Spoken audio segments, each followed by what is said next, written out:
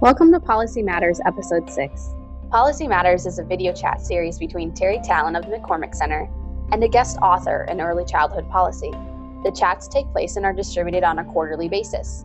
Our guest author for the next 4 episodes is author Stacie Goffin. In Episode 6, Stacie and Teri discuss the difference between a profession and an occupation and why it matters. Good morning, everyone. Welcome to our second episode in the Policy Matters chat for this year with Stacie Goffin and myself. This will be a continuation of the conversation we started in our first episode. We had some good questions that were posed by a couple of our listeners. The first question that we're going to address has to do with this idea of what's the difference between an occupation and a profession. So as we think about professionalizing the field of early childhood education, what does that actually mean? And what do we have to do to get from the occupation of being an early childhood practitioner or teacher or leader to an early childhood professional? So I'm going to throw that question right out there for Stacie and ask if you have some thoughts you'd like to share with us. Good morning, Teri and everybody else. Welcome back. One of the key things we have to keep in mind is that we use the word professional a lot. And not just in early childhood education, but writ large, that it's a term that we use very loosely. And generally, when we use the word professional, we are talking about someone who brings competence to their work.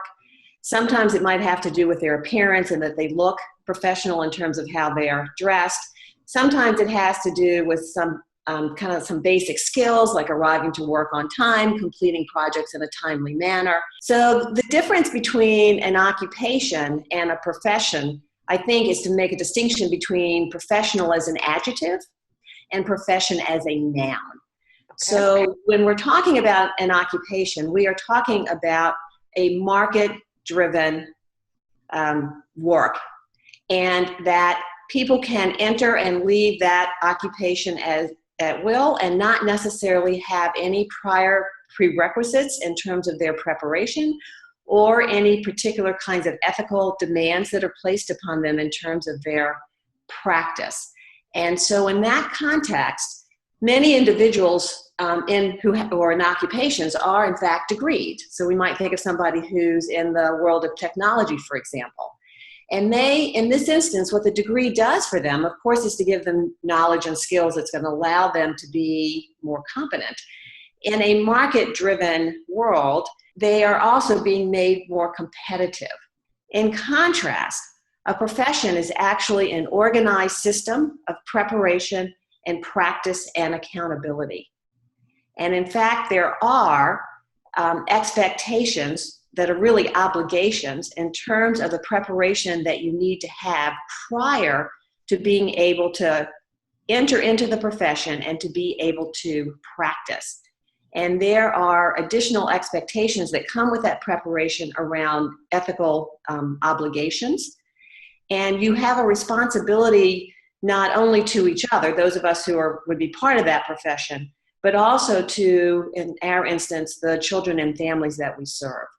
So then the focus of the question, though, is how do you get from one to the other? Because clearly we are a market-driven field. So what do we do in order to move from occupation to profession? I would just say one starter has to do with having a really strong research base about what the competencies are and the expectations of those in the profession, which I think we now have over the last year or so. There's been an enormous response to the IOM report, Transforming the Workforce. So I think that what that report has done is create a deep research base as to what those competencies are for early childhood professionals. What it hasn't done is tell us how we get from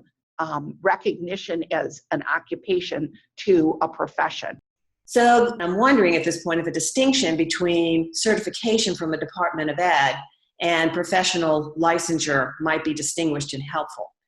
Because many might suggest that what we want to do then is to invite everyone in the field to be certified, as is the case for currently some pre-K and certainly for K-12 teachers. And when you think about it, what a Department of Ed offers that is distinctive from a profession. So again, this is not saying it's good or bad. It's just laying out kind of the landscape for our investigation. It's an employer-sponsored certification. And so for better or for worse, it has to some extent added to the fragmentation of our field because it only applies to employees, if you will, within the context of a public school setting. Sometimes maybe charter, sometimes maybe private schools, but it's exclusive of some of the other sectors in the field. I'm not sure this is exactly what you're saying, but this is where your comments take my mind, Stacie. And that is, I started thinking about whether teaching, as we think of it in the K-12 world, meets our standard of a profession. Because how self-regulating is it? It fits more into what you're describing if we move in a direction of all early childhood teachers being licensed, having a professional license, and being qualified to teach in a public school or publicly funded pre-K program. Are we just adding the early childhood years to perhaps a less than professional view of teaching in our K-12 world? So I think increasingly there are many in the K-12 world. We haven't gotten to the point yet where we say pre-K 12. Right.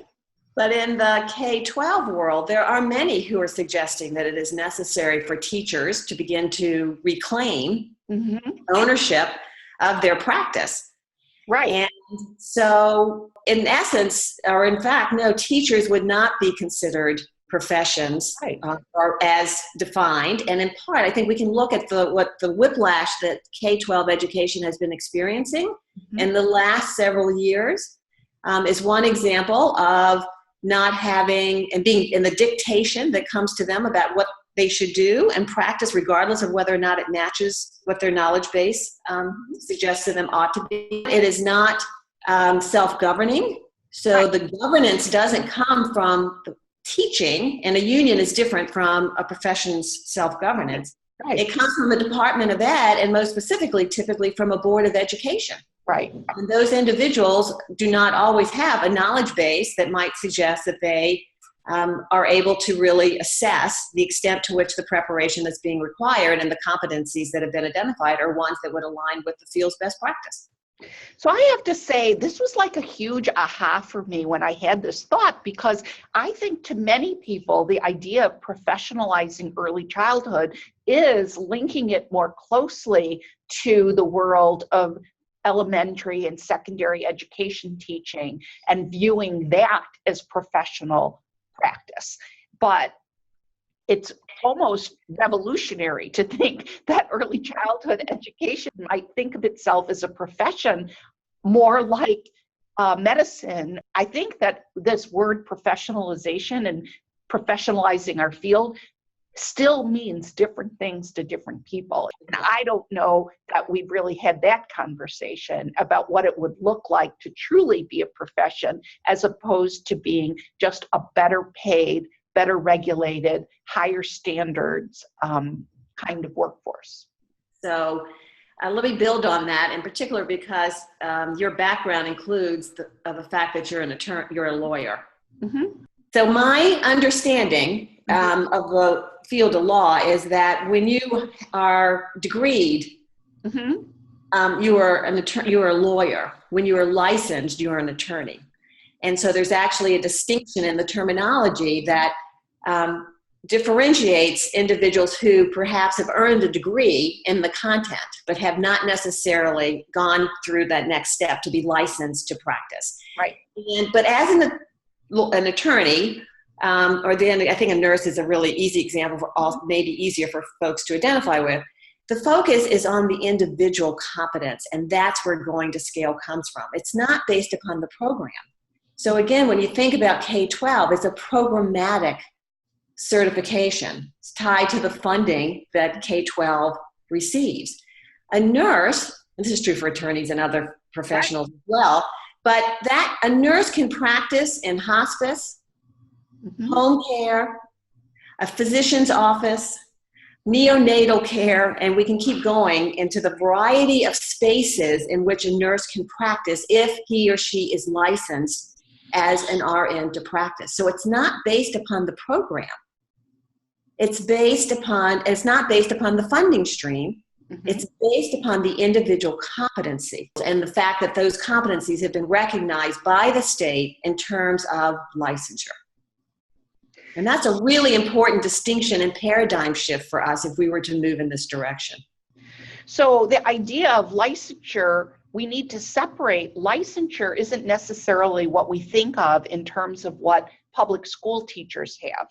But Correct. I think you're meaning licensure in a different way, like how social workers are licensed, how attorneys are licensed, nurses are licensed, counselors are now licensed. I think counseling is an interesting example because there are so many people who are in the helping professions who think of themselves as counselors, but they have created a terminology and a particular licensure exam that sets people apart, and only when you meet those qualifications, both through higher education but through a licensing exam, can you call yourself a licensed counselor.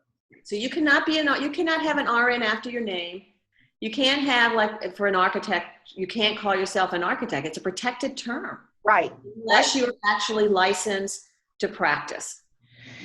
Stacie, I'm very influenced at the moment by a study group that I'm participating in here at National Louis, having to do with Finnish Lessons, the book about the system of public education in Finland. And one of the things that I was reading about is how the term preschool teacher actually requires, it is a very specific meaning. It means that you've had a 5-year program and a master's degree in early childhood education. And that term can only be used by those folks who have achieved that level of education. And I don't know whether there's a licensure exam, but they have taken that term, and only those that meet these qualifications can use that language.